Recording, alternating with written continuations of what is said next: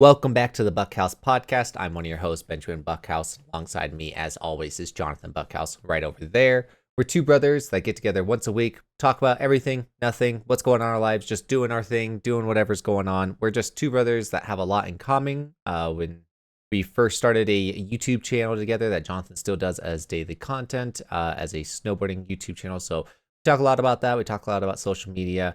We talk a lot about video games, motivation, just whatever's going on. We talk about being a father, being a husband, just being who we are. It's a lot of fun. I hope that you guys enjoy this episode 57. We are cruising. This is we're in season 2 of our experience here on the Buckhouse podcast, and like I said, episode 57 feels good. I'm super proud of our content lately and everything like that, bro. I hope you are too, and I'm seeing that your content's doing well. How are you feeling about your content right now, bro? Yeah, I had a really good week of content, or like last week. I'm in like two dead kind of days, but Bristol got it going, and then we had a couple of videos just keep doing well, which is nice because TikTok does weird multiplier things, and this month they decided to do a sports multiplier, and they picked me as one of they like pick a handful of influencers to get like 3x their earning potential and things like that after you post 20 videos. Basically, they're trying to get you to post a lot, which I already do, so it's not that big of a deal. And so I should hopefully get a larger TikTok paycheck in a dead month, which is really cool. But I was thinking with your intro, dude, we gotta start lying to these people. Welcome to the Buckhouse podcast. We're the smartest, most successful people on the planet. You need to listen to what we say if you want true success in life, if you want to become anything, specifically in snowboarding, influencing, being a best father in the world, being the best husband in the world. This is the podcast to listen to because we know everything. I think that's kind of how our intro should go. There's a lot to unpack in everything that you just said, and I feel the same about my intro. But yes, to be honest, bro, you're not wrong. We need to have a better intro. We need to work on this. So honestly, I would love to hear your guys' thoughts down in the comment section below of like how would you guys explain the Buckhouse podcast? Because we do need to have like, so when Jonathan and I created the Buckhouse podcast, we originally were thinking of like, we don't want to limit ourselves. We don't want to have, we're not a snowboard podcast. We're not a video game podcast. We're not a motivation podcast. We're not this podcast. We're not that podcast. We're just a podcast of two brothers that talk, and we talk about whatever we want. And I do feel like that is kind of what we do. But based off of the trends of our topics, based off of the trends of our views and everything, I do feel like we need to have somewhat more of a structure, but still be loose with our content. So I do think you're right, bro. We need to have like a solid intro that we're able to rely on, depend on, and get people's attention from. Now that is not a lie at all. We are the smartest. We are the smartest people. I hate structure. You hate structure. But you're not wrong, though. We are the smartest people that give the best advice in the world. So if you guys are here for advice, you came to the right people. No, but I do think that you have you're not wrong by that, though. Like, we need to have a solid intro. So maybe that's something that we work on. I know that you're about to be busy with your trip and everything, but maybe that's something I'll jot down some plans, some ideas this week and see what we can do. So just like, welcome to the Buckhouse podcast, the number one podcast in the world. If you're listening, watching, or viewing, just subscribe, period. Yep, exactly. That's it. That's it. Other things to unpack in what you said.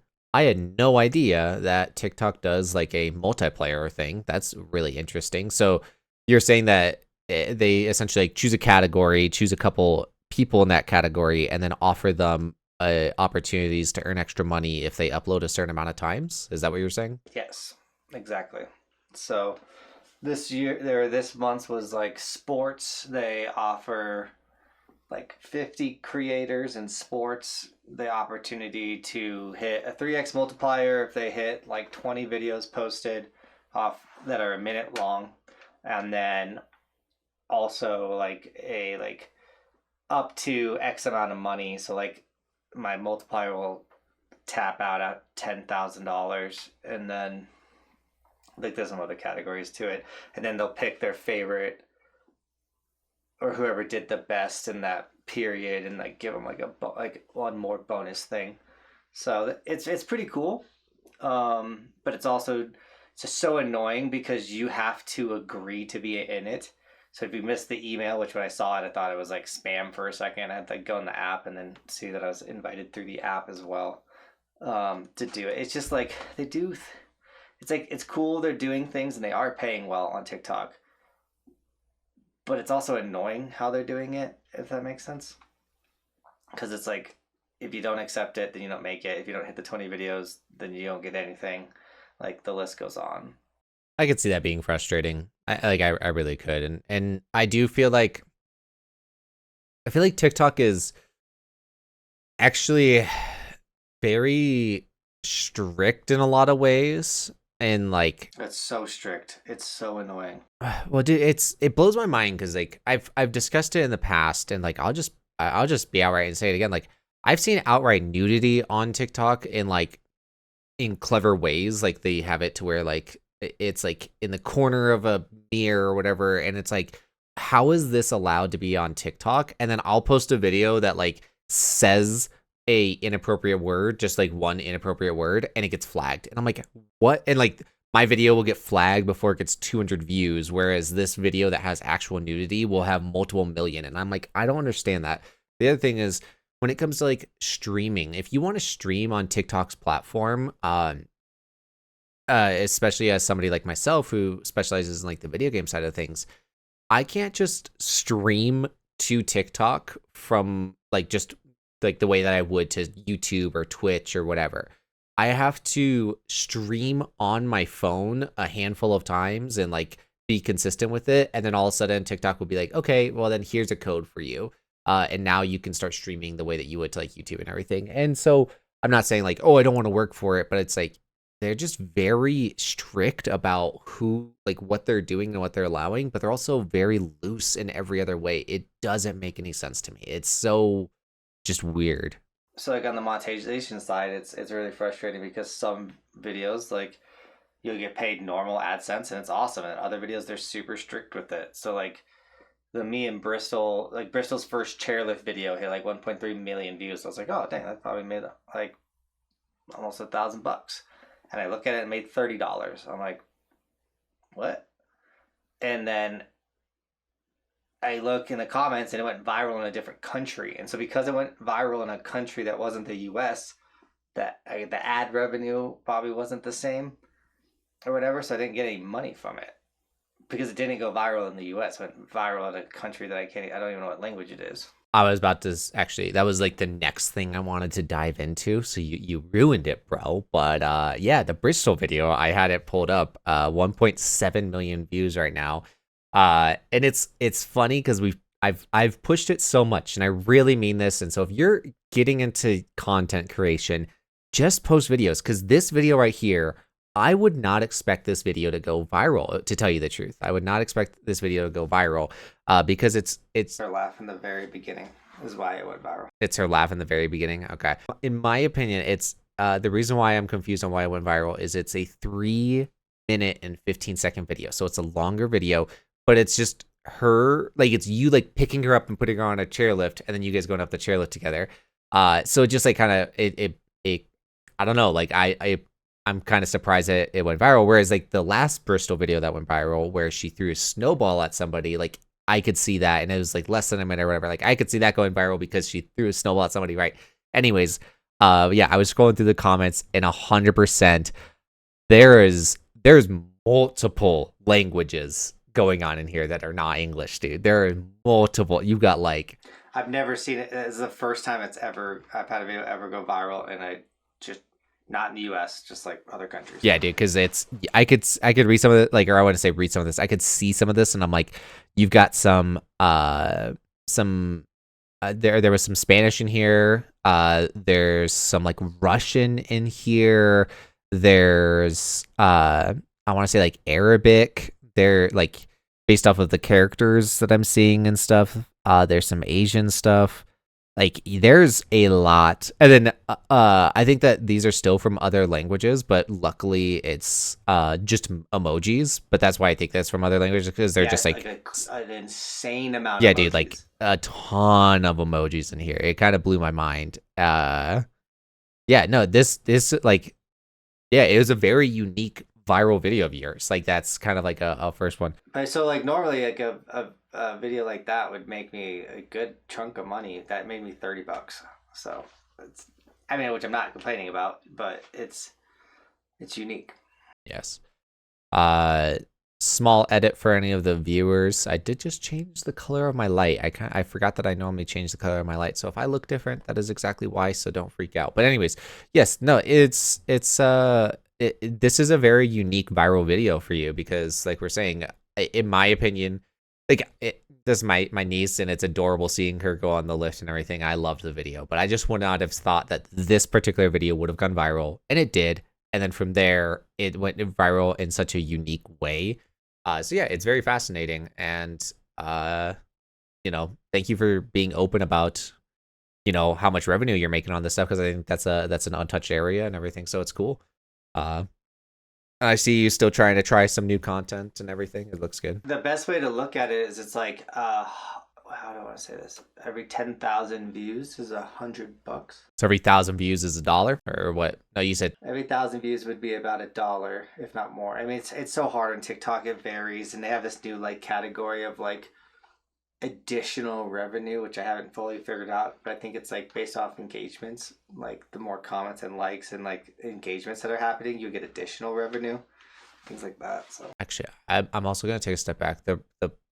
The math was terribly wrong, because you said every 10,000 is 100, or every 100. I want to say like a 1.7 million viewed video would probably bring in about $700 to $1,000, but it made $30. Anyways, disregard the math that I said, because the other thing though is that like a lot of times those platforms will do it like this, where it's like, it's not like, oh, you got 100 views, here's $1, or if you got 1,000 views, here's $1. Every 1,000 is $1. They don't actually do that, but it's like every 1,000 views is $10.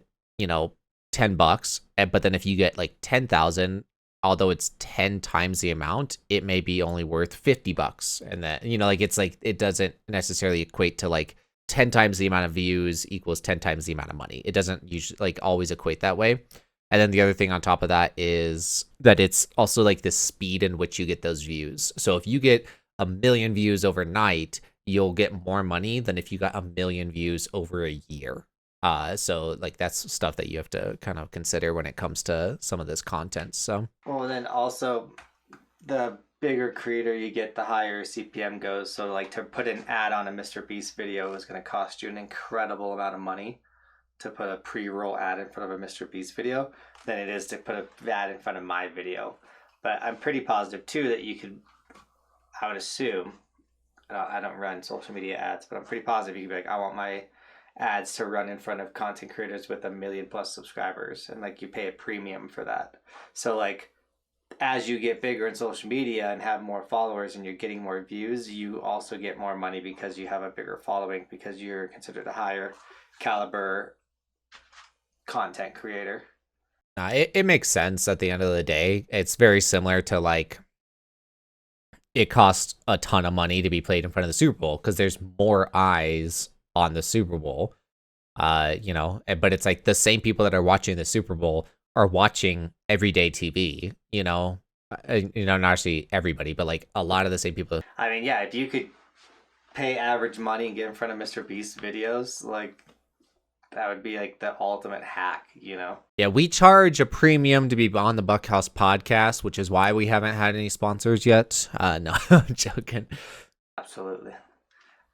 On the note of money and influencing and whatnot, I signed with a sports agency as an athlete. I'm sorry, you said you signed with a sports agency? I'm sorry, I did not hear you. Yeah, so basically I have a management team that's like going to go out and get me sponsorships. Very nice. Not like I mean, it might give me like single video brand deals or whatever, but their goal is to go out and get me like on Red Bull and get me on like a big snowboard brand, like a athlete. Like I have a sports athlete management.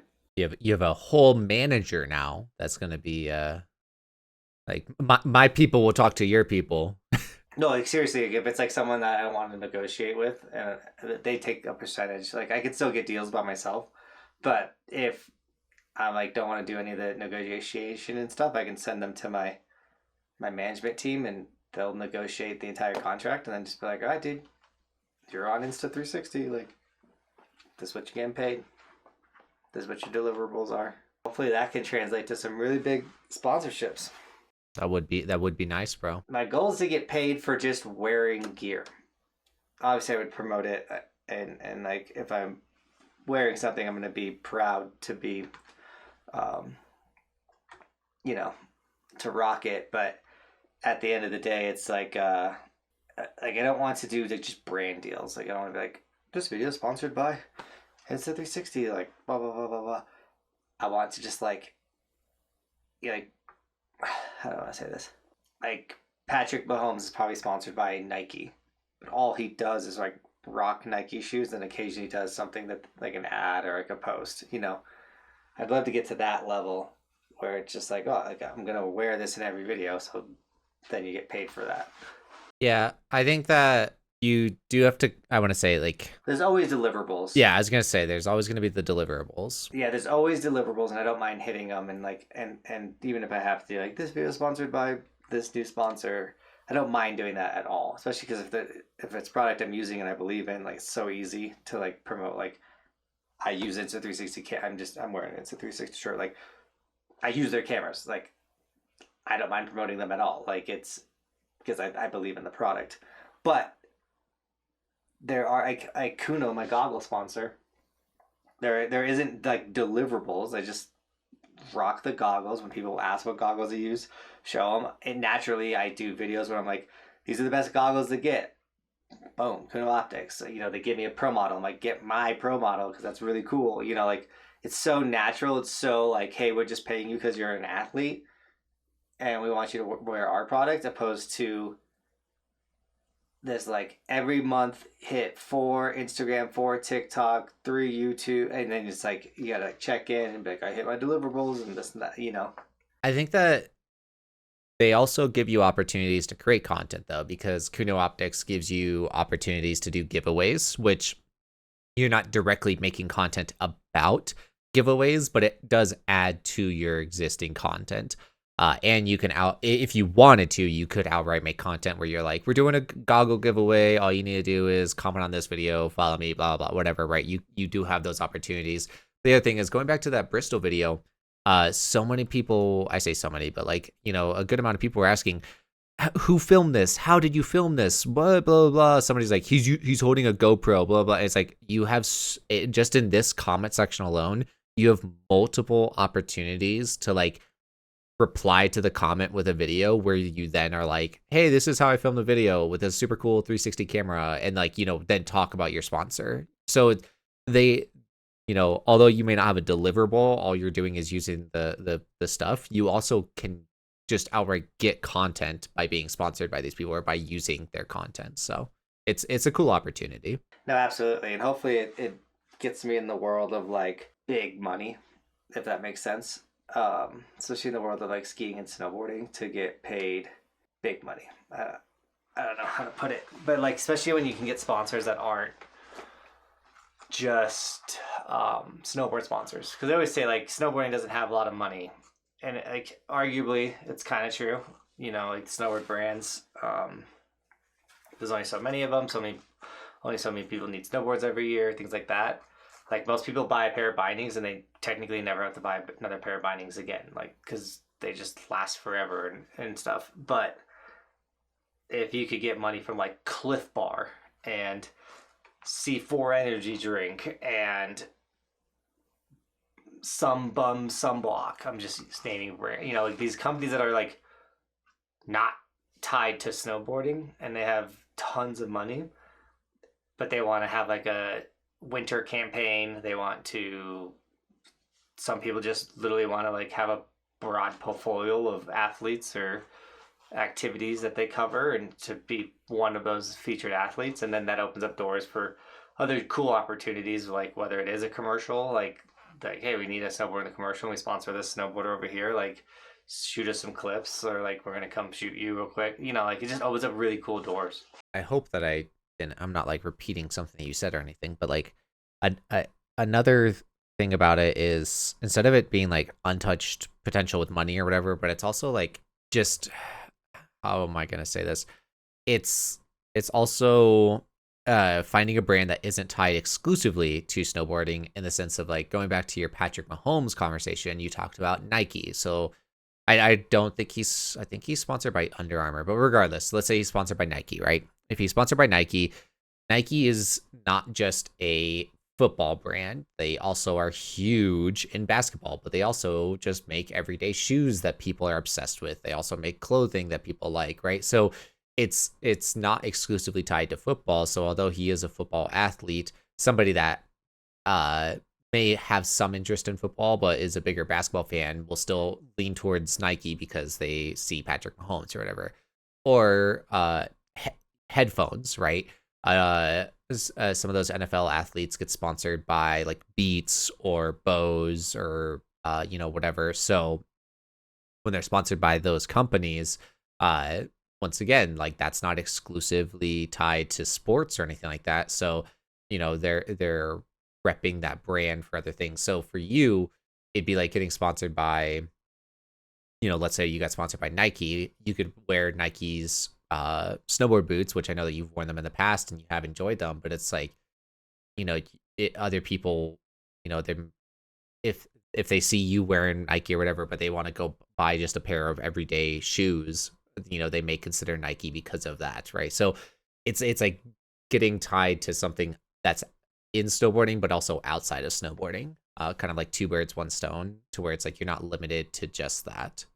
No, absolutely. And then the last thing is like it's so nice. It's like it's a partnership. You sign up these dudes. They're gonna take X percentage, which is a pretty handsome percentage. So they want to win. They know that they can make a ton of money off me. So and I'm like, give me as many opportunities as you can. And so it's like if they're bringing me, if they can double my income, that they're going to do incredibly well. But then I will be doing much better than I was doing. And it hopefully just takes it to the next level. That's just working with an agent. So I mean, that's what people do. And so it's just I got reached out a ton by agencies and people, but this one, like, I could tell immediately from the message, like they were different. And then the fact that they specialized in athletes and sports, and like they have a ton of people that they represent that work for ESPN and things like that. So it's like, okay, this is different. Well, if they sold themselves on you, they're going to be able to sell you on other people. That's what I gained from that. So it sounds like you get a good brand to back you up, bro. Now we're gonna make $1 billion. Snowboard camp's coming up, bro. How you feeling about snowboard camp? You prepared for it? I was sold out of it. I'm hyped. I have about 70% of the things I need to get done. The stuff that I haven't gotten done is not based on me. It's based on waiting for insurance policies, waiting on my wife to fully commit to some things. And then I just got the X5 in yesterday from Insta360. So I got the newest camera for camp, which is exciting. And a bunch of campers are hyped. It's one of those things where the day one's the hardest because we got to pick up everyone from the airport, and we have 10 people, and we got a 12-person passenger van, so like everyone's gonna fit. Their gear's not gonna fit, so I gotta use our vehicle to like transport just the gear, but we also need our vehicle to go get the food. So it's like, what are we gonna do? And then it's like, if me and Bobby are picking up all the gear, or if I gotta pick up all the gear with our vehicle, that means we technically need to get everything out of our vehicle, which means Bobby and Bristol can't go. So like, what am I gonna do with them during the pickup? It's pick up and drop off of the like those hectic, like, we gotta make it work. And then after that, it's usually really smooth sailing because we also got to get the food, but we don't get the Airbnb till 4. So like we got to go grocery shopping for the whole week prior to showing up there. But I don't want to take all the campers grocery shopping. Like they didn't fly in and chill at the airport to go grocery shopping, So it's like we got to have this balance of like, okay, Bobby and Bristol are gonna go grocery shopping. Me and Nico are gonna pick up all the campers, then we got to pick up Bobby in Bristol. But where are we gonna put all the groceries? Where are we gonna put Bobby in Bristol? I need like one more vehicle, which is possible. I know a lot of people in Oregon, so sometimes I can pay someone to help me with just pick up. There's a lot to it. It does sound like a lot to it, but also, do you not have any like grocery delivery options, bro? You don't have anything? No, not in Oregon. Not in Hood. It's like living. It's like where I live. I can't get groceries delivered to my house. They don't have any opportunities for that. That's wild. That's wild. They do in like the city. We're not in the city. We're in the forest. Everything we do is in the forest with bad internet. I don't know what to tell you. Everything's in the forest with bad internet. Got it. Got it. We snowboard. It's. I want to say, I don't know. Maybe that's something that I'm like a little bit more privileged for. I do kind of forget. Like I did consider that before I asked the question, but I'm also like, there's no way that there's not like, because a lot of the companies themselves do it. It's not like you're doing it through Uber or something. It's like, Walmart themselves because the would do it. closest grocery store is 45. Like the closest not mountain upcharged $3 every product grocery store is 40 minutes away. That's fair. That's fair. Okay, that's fair. That's understandable. No, that makes sense. Yeah, because you could still. I know it's not easy. Grocery shopping in Portland, and then we drive it up the hill. Yeah, and it saves you hundreds of dollars. You could still do like a pickup, I guess, where you order everything in advance and then just show up and pick it up. But that still is, you still have to drive down, be there, pick it up, and then drive back up. So it still is a time consuming process and everything. But if you did the pickup, at least that would save you some time. So anyways, there's also this like weird grocery store there that it's not a Sam's Club, it's not a Costco, but it's also like not a Walmart or a City Market. It's like this fine balance of like in between, where you can go and get like normal quantities or like absurd quantities, but the absurd quantities are like really discounted.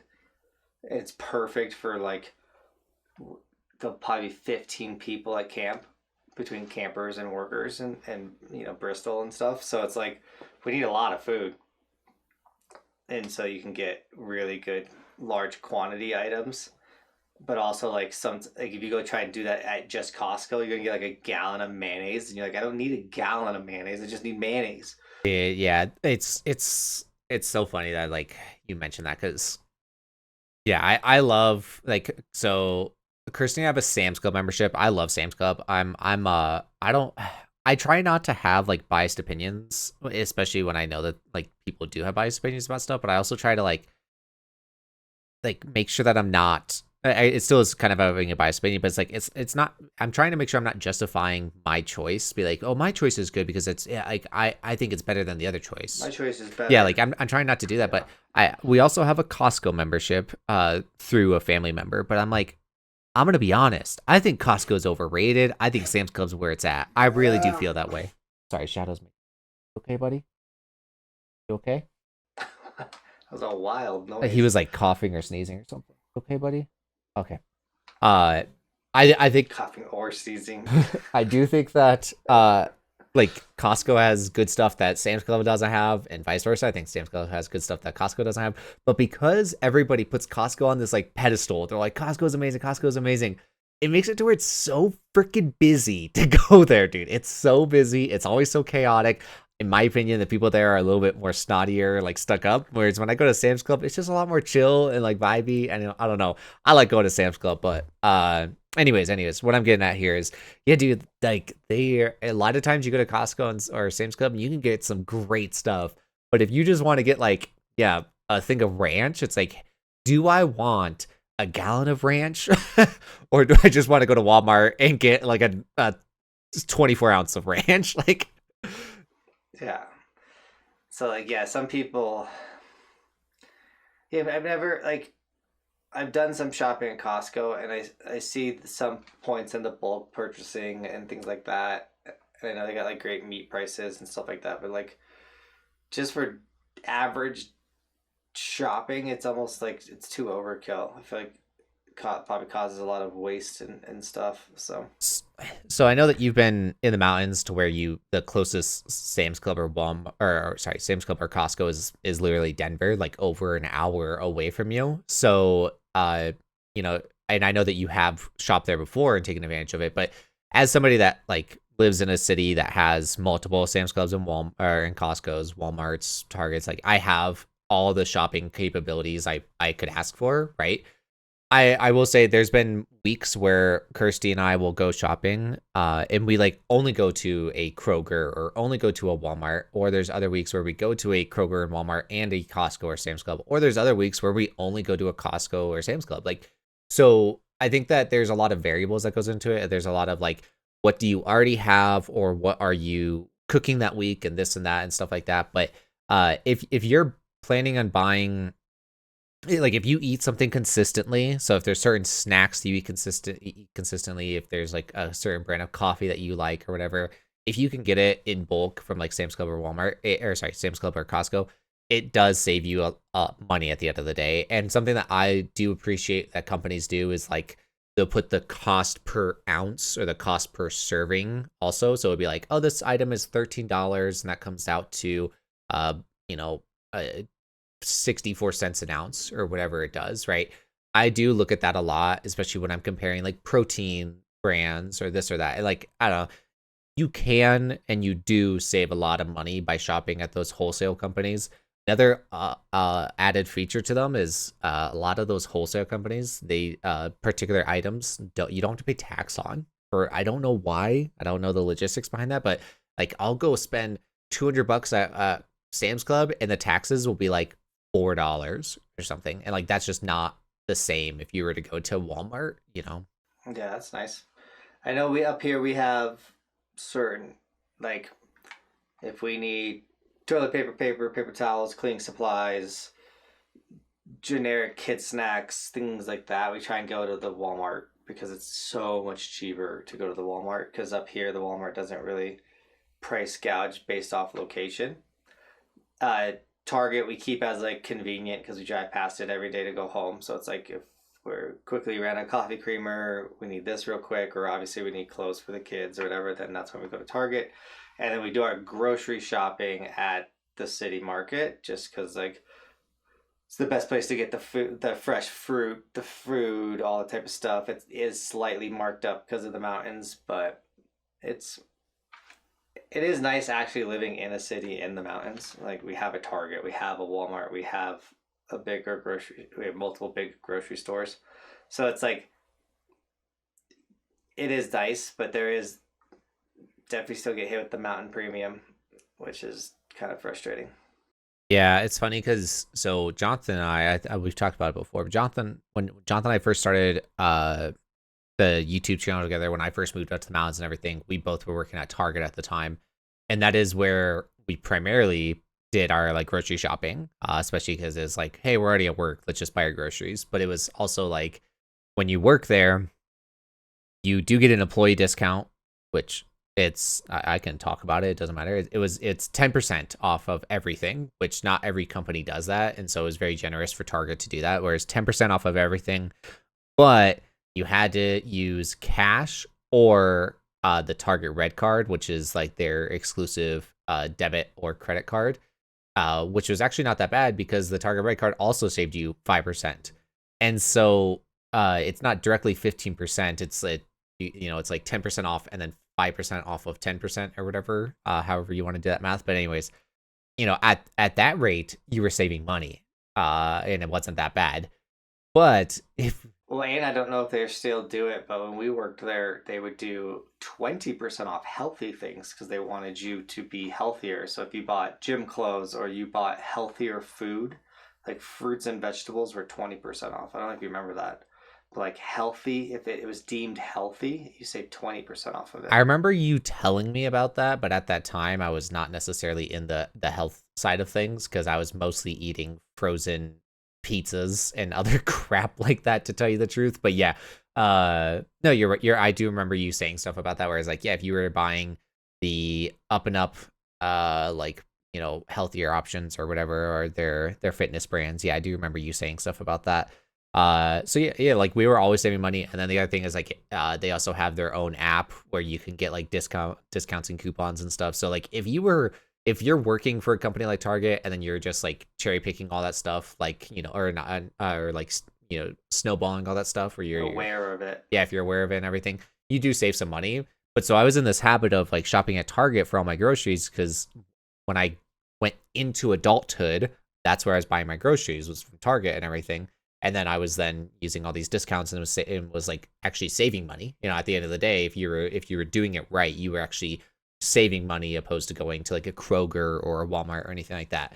But then afterwards, when I moved back down here, no longer working at Target and stuff, yeah, I then realized like Target is overpriced.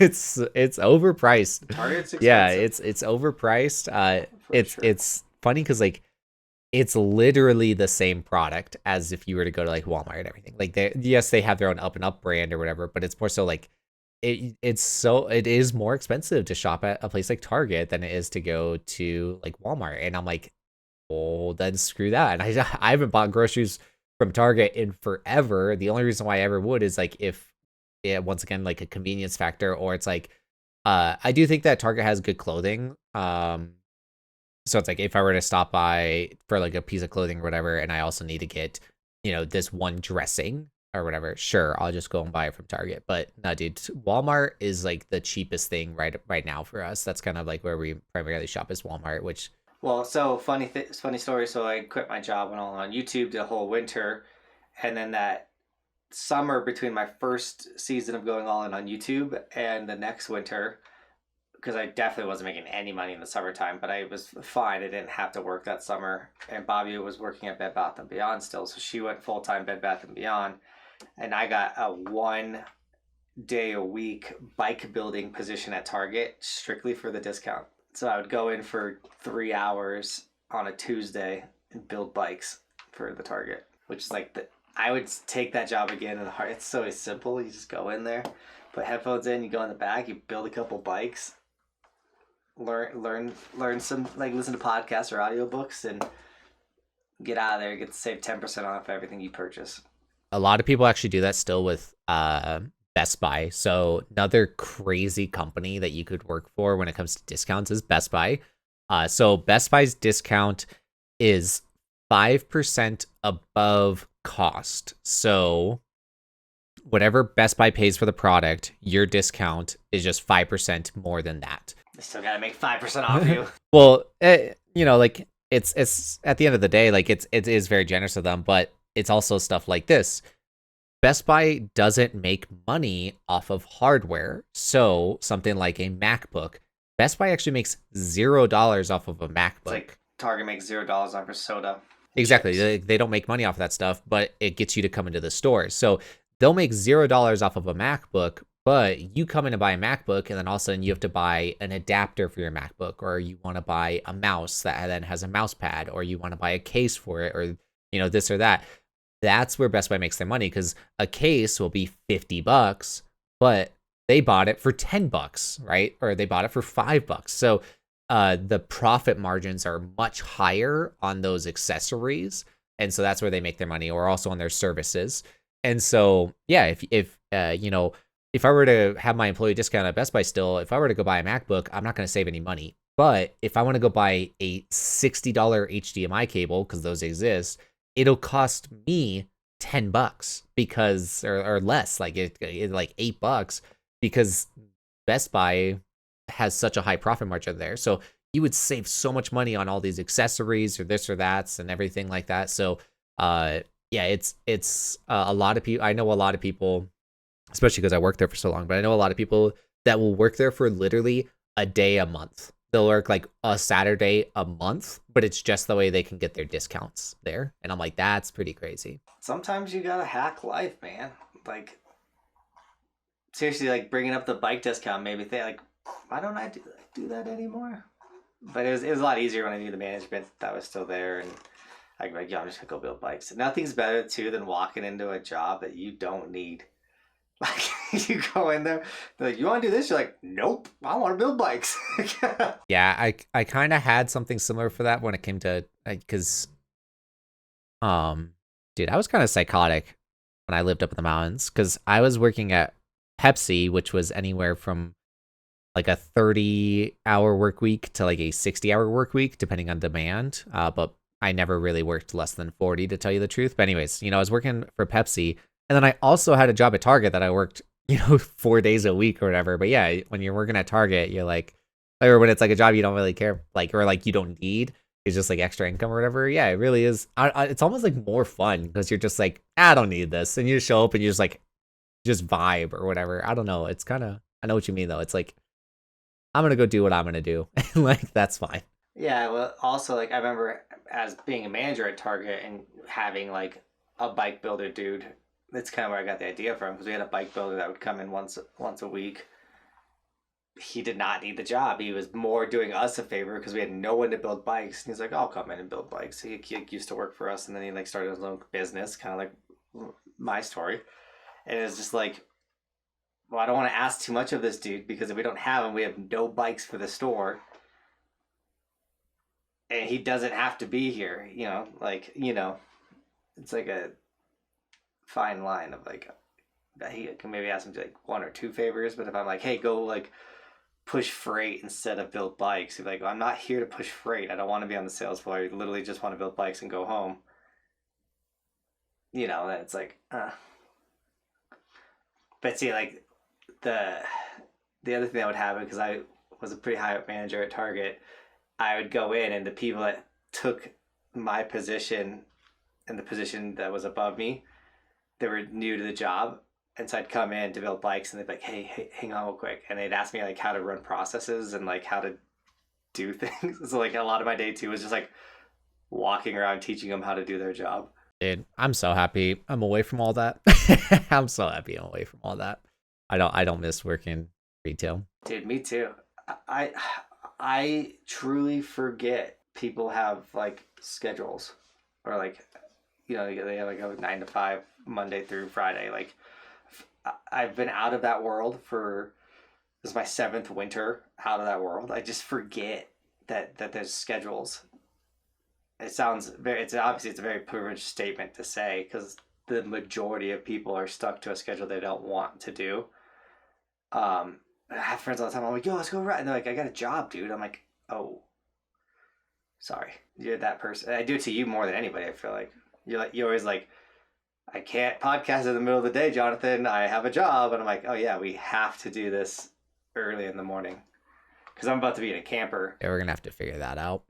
I'm going to just outright, I need to plant the seed now, but I'm going to see if we can get Tyler on the podcast because we've talked about his content a lot, talked about him a lot. So I think that there'll be a lot to add there. And then, see if one of our other siblings would want to come on. And then also maybe my wife and I can do a podcast. So, there's other opportunities, but yeah, I could take a quick hiatus.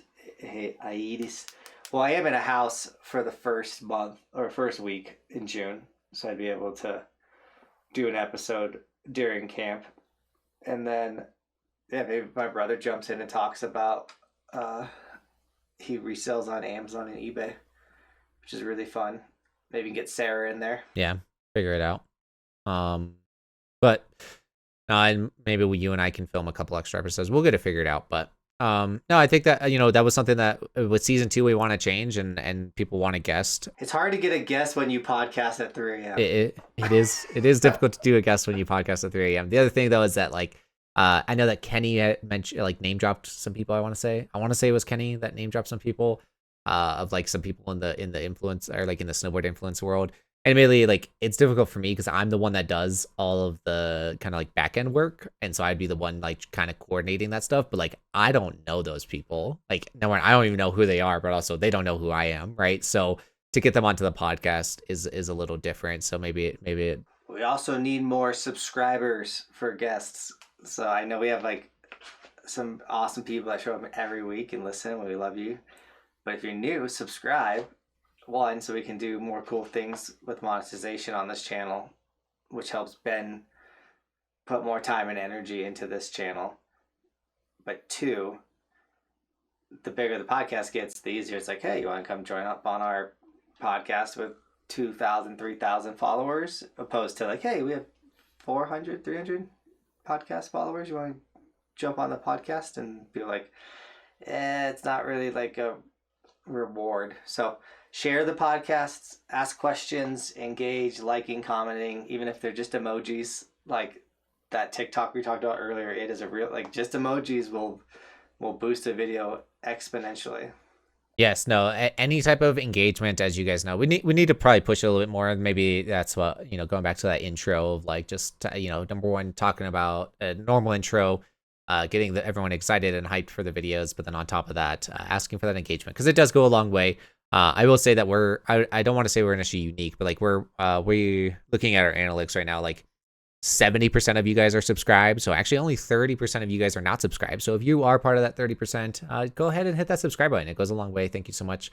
And then also just, share it with people. If you think that you've got friends, family that could benefit from this, have them join in, just be, I know it's a little awkward sometimes to be like, hey, you should check out this channel or whatever, but like it does go a long way. So if you want to push yourself out of your comfort zone, Shadow just flapped his ears around behind me. But anyways, if you want to push yourself out of your comfort zone, share this with a friend. Be like, hey, I think you might be able to benefit from this, or you might enjoy this. Just go ahead and send it to them. It would help us out a lot. So, On that note, with sharing and caring, our book club. I don't know if it's a book club or not, but how are you enjoying the 10x rule? That's the book we're reading this month. I know I'm about to finish it, but that's because I'm trying to read multiple. I'm trying to read 12 books in 2025. It doesn't have to be a book a month, which I didn't do because January and February are so insane. So I'm trying to get like a lot of those books read in the summertime when I have more free time. So I really cranked out this book. So I'm going to start some other ones on the side, but also keep reading the books that we're picking. I picked the 10x rule. Ben will pick our next book. But how are you enjoying the 10x rule? And do you have the next book picked out yet, bro? So people can order it ahead of time? Anything like that? yes. So I'm actually really enjoying the 10x rule. Where's the book? No, I just have the sleeve at the moment. I actually don't really like sleeves on books. I don't know. They kind of annoy me. I take them off too. Yeah, like while I'm physically reading it, they kind of annoy me. But so anyways, I'm actually really enjoying this book, and I'm so happy that you chose this book, bro. I've got a terrible memory, so I'm trying to remember like specific moments of the book that I'm enjoying. I will say this: I'm highlighting like as I'm reading, which is something that I do enjoy doing because like this is my book, right? It's like I don't need to keep it in like a pristine condition. This is a book I plan on keeping forever. So, and like this is a book I feel like I'm going to read actually 1, 2, 3 times because like I think that it's got a lot of really good information of like it calls you out on some BS. Like it's like some of the points I'm really enjoying right now because I'm in chapter like 5 or 6. I've got a lot more catching up to do. I got to catch up to Johnathan. I'm still projected to finish the book by the end of the month, but it still is. I got a lot to catch up on for Johnathan. But he talks about like success is like a duty. It's an obligation. You have to do this, and it's like there's he's talking about how like a lot of people see it as a limited thing, but like success has no limit. Like, there's not a limited amount of it in the world. It's not money or money's also theoretically unlimited, but it's like it's not like diamonds or gold or whatever where there's a finite amount of it. It's like success is just something that you do. Like just go get it, just go do it. But also success varies per person, everything. Like I think that this book is amazing.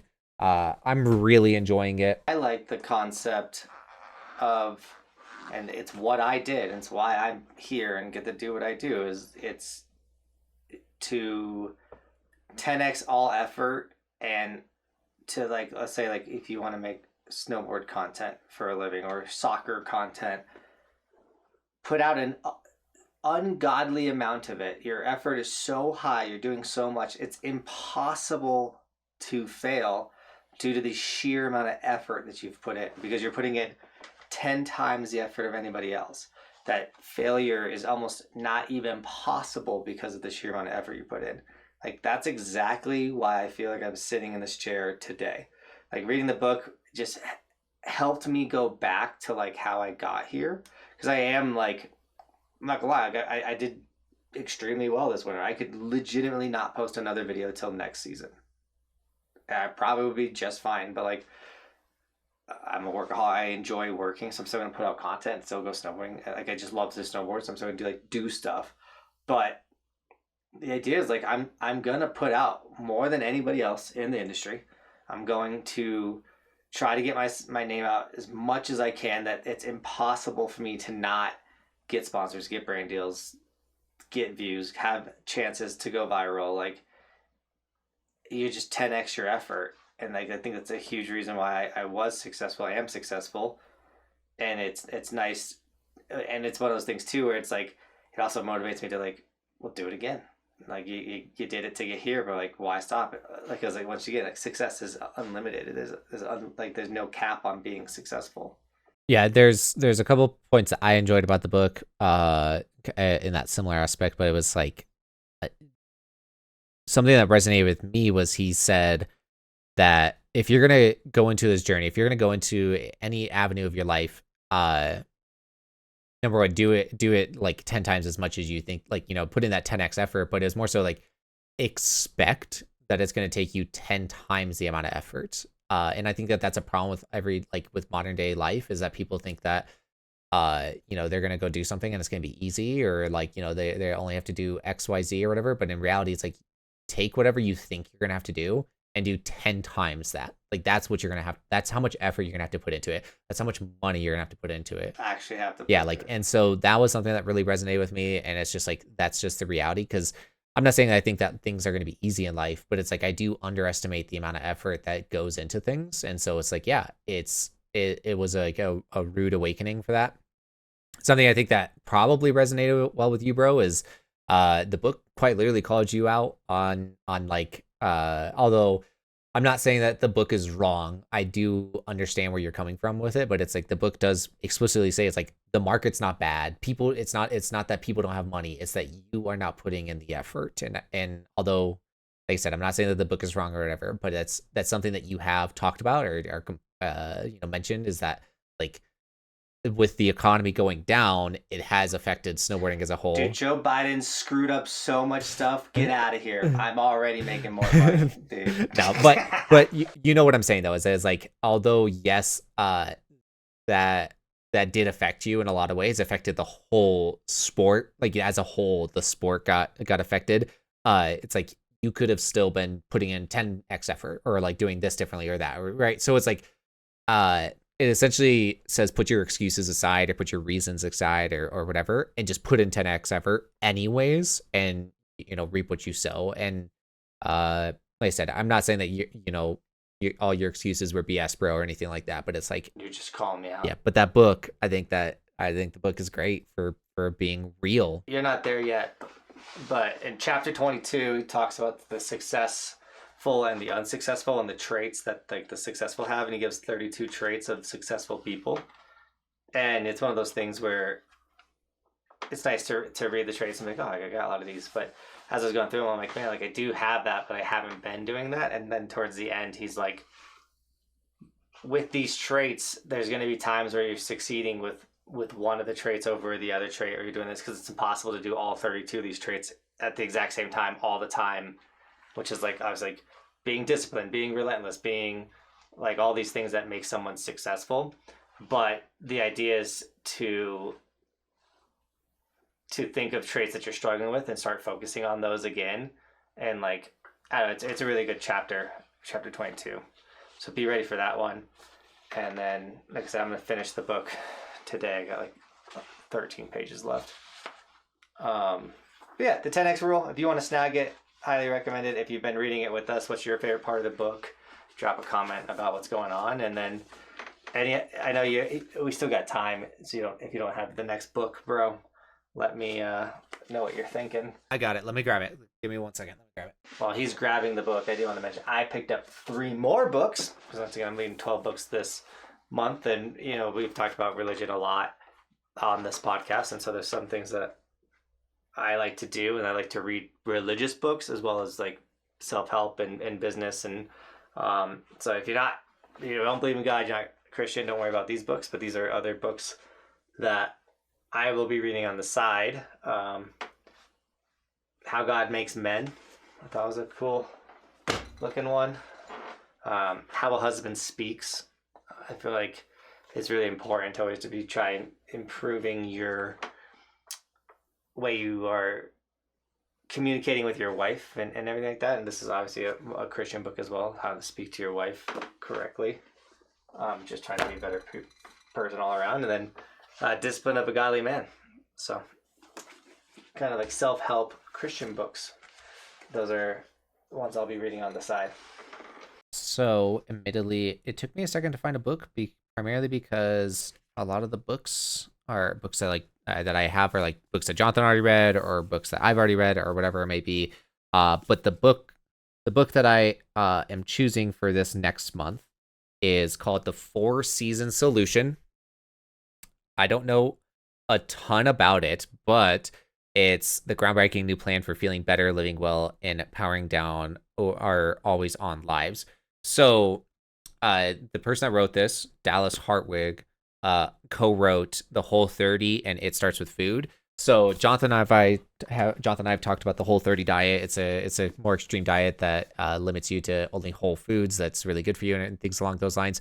So this is information that we probably already know, bro. But to be honest, right before this podcast started, we were talking about how we're not feeling well or like this or that. And so I think that revisiting that, especially going into the summer where I know that you've talked about how in the winter you struggle with your diet more. And I know that I've struggled with my diet a little bit recently. So going into kind of like the summer, I think that it'd be good to have a book like this to kind of like remind us or like talk with us or like kind of get back into the groove of eating healthy and things along those lines. So I think that this is the next book for us. I like it. I like that you picked a healthy book because it's not just because this one is obviously kind of business focused or like not even just business. This is just like what do you want in life, 10x your effort towards that, which I liked.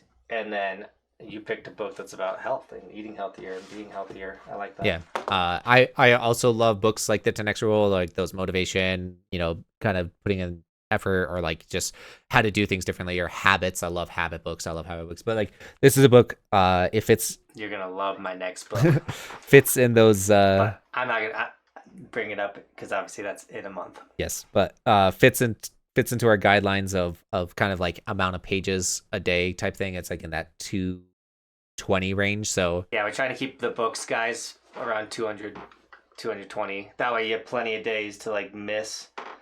And then the idea is if you read 10 pages a day, you'll be able to crush the book in a month. So we won't pick a book that's over 300 pages. And if we keep it around 200, which a lot of books come in around like 160, 200 pages. If we keep it around there, it gives you plenty of time throughout because we know people are busy, especially if you have a job, things like that. So join us, try it. If you're like, I don't like reading, but just try it. Try it. They're all linked in the description, by the way. Dude, I'm gonna be honest. When it comes to the 10x rule, I will say like 10x you're reading. I can call myself. I can call myself out that like it's not like I could still read a little bit more. I really could. I could still read a little bit more. But like, dude, I wish I had more time in my everyday life to read this because like I read on my lunch or whatever it may be. Like and I've been working a lot actually on some YouTube videos myself, and so like last night I could have read the book, but I was still working on other YouTube videos and then ended up going to bed and everything. But it's like, dude, I honestly like struggled like putting this book down. It's so good. I'm really enjoying it. I give it a shot, guys. Join the book club. Give it a shot. It's like $15 or whatever, but that $15 can change your life. So just give it a shot. It'll be worth it. All of these will be linked down below as well. The next book you just picked is only like $10. There we go. The sticker. I mean, I got this at a thrift store, but the sticker on this says $16.79. I guess the paperback is $15.80, hardcover is $18.93, or the audiobook is $10. You can audiobook them too, guys. You don't have to buy the physicals, but I think buying the physical, there's something special about the reading aspect. I also, because I read 3 books this month, or once I finished the 10x. I guess it'd be like within the last 30 days, I've read 3 books. And even just like reading my own books again, me reading to my kids, because I read to my kids every night, like my reading to them has gotten better. Like not only like overall as being a parent, but like just recently, the last 30 days, I'm just like reading so much more fluid. I'm not yawning as much when I read to my kids and things. Nice, bro. That's awesome. Well, I mean, this, but for the audience out there, I know we're gonna end the podcast, but I went into the 9th grade not knowing how to read because my mom homeschooled me, and I had this like eye muscle issue thing. Basically, I legitimately went into the ninth grade not knowing how to read. So by reading books in my adulthood, I'm becoming a much better speller, way more. My comprehension has increased like dramatically. I'm just like everything's gotten better. So saying you're not a reader, like I had the ultimate excuse, like I'm not a reader. Like I just, but trust me, read it. It will help you out a lot in life. Indeed. Indeed. I just want to piggyback off one thing before we end the podcast. But yeah, like if you guys are interested in just the audiobooks, because I know like you guys are actively listening to a podcast. Some of you guys listen to this while you're driving to and from work. I do not listen to the podcast over us. But it's more so like I listen to an audiobook every day on my drive to work. Like I pray and then I listen to an audiobook. A lot of people prefer music or whatever, but it's like if you just make that small decision to instead of listening to 5 minutes of music or 10 minutes of music a day, you just switch it to listening to 10 minutes of a book. It goes a long way, and you can listen to it on your own pace and everything like that. You can listen to it while you're like relaxing, or listen to it while you're driving, or listen to it while you're working, or listen to it while you're at the gym. Whatever you're doing, you have the opportunity to listen to the book. So if you guys want to use the excuse that you don't have the time, just go ahead and get the audiobook and experience these books along with us. So yeah, basically you guys have no excuse. Join the book club. No, I'm joking. But yeah, I think that that's all good information. I think that we can start wrapping up the podcast, bro. Do you have any final comments before we wrap up? Yeah, thanks for listening, watching, subscribing, sharing, dropping emotes, letting us know what you like about the books, and thanks, guys. Indeed. Yes, thank you guys for watching. Thank you guys for listening. Thank you guys for being part of the conversation down below. Thank you, Johnathan, for being you. Thank you, Benjamin, for being me. Thank you guys for doing you. We appreciate you guys so much, and we'll see you guys next week with another podcast. Peace. Peace.